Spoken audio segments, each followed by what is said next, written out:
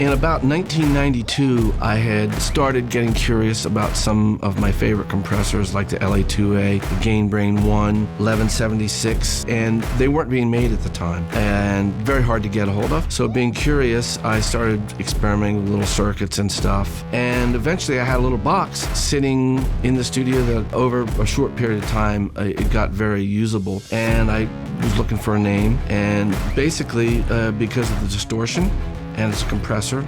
I combined the two words, and that was basically the genesis of what became the Distressor. We've been very, very lucky with the Distressor. It's been used on obviously thousands of records. During the period I was developing the Distressor, the early to mid-90s, the grunge era was in full effect. It was a time of very analog, super distorted, large crunched sounds, splashy drums. Of course, that affected what I was working on because I wanted to be able to bring some of that current palette of colors into the design.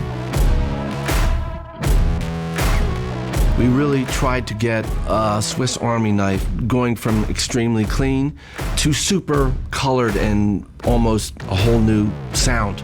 So we started coming up with the nuke, the 20-to-1, pretty radical ratios. I'd say, well, I need something really crunchy to smash this small room and make it sound bigger.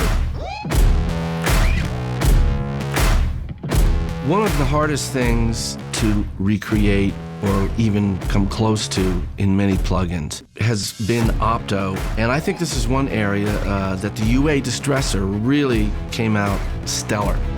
I think it might be one of the first opto plugins that is hardware quality. I feel very proud that UA was able to get their emulation to the level it is. It's probably indistinguishable from the hardware. It's amazing. You can put on 20 dB of vocal compression, which normally you hear all kinds of spits and nasty artifacts. None of that. It brings the warmth and the tone up into your face without disappearing and pumping.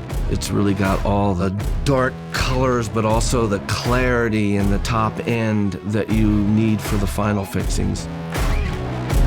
For clean guitars with a very, very fast attack, you can bring this really creamy, warm sound right up into your face because you get rid of the transients and fold them back into this warm, purpley sound at the bottom that you radically push up in the mix, and all of a sudden it's no longer jumping out at you. You can basically go from pristine to crazy dirty without getting nasty artifacts, and UA captured all those extremes. So UA's done an amazing job of capturing all the little hairy edges, the growls, the distortion, the fast attacks, the in-your-face sound, and we're happy to be able to offer it to everybody out there. We've really dug down deep.